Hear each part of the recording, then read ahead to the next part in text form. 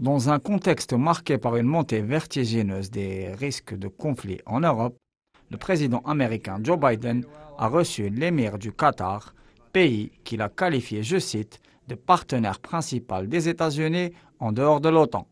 En effet, l'émirat du Golfe abrite la plus grande base militaire américaine de la région, ainsi que le siège du CENTCOM, le commandement américain au Moyen-Orient.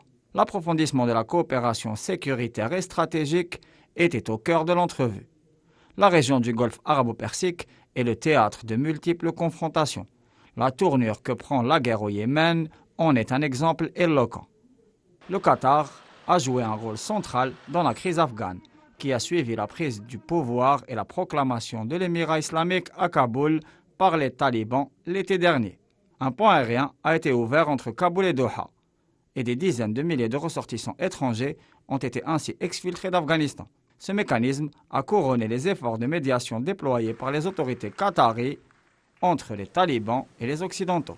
La question de l'approvisionnement du vieux continent en gaz a été largement évoquée. Washington propose Doha comme alternative à une éventuelle coupure du gaz russe qui menace directement la sécurité énergétique du vieux continent. Les négociations sur le nucléaire iranien ont également été abordées. Le ministre des Affaires étrangères qatari s'est rendu récemment à Téhéran et l'administration américaine annonce une reprise prochaine des pourparlers en vue d'un accord que beaucoup de parties appellent de leur vœu.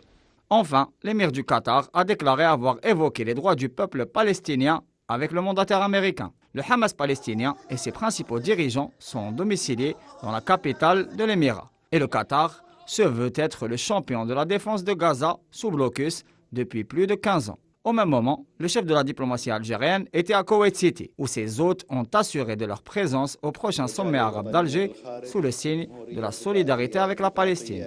À ce propos, un rapport d'Amnesty International dresse un constat édifiant sur la situation d'apartheid dans les territoires occupés. Pour rappel, le Cheikh Tamim avait mandaté un émissaire spécial qui s'est rendu à Alger où il a été reçu par le président de la République Abdelmadjid Tebboune. Le président algérien a appelé à une initiative pour le rassemblement et l'union des organisations palestiniennes et rappelle à chaque occasion l'attachement d'Alger à renforcer le corps de la nation arabe ainsi qu'à la défense des droits inaliénables du peuple palestinien.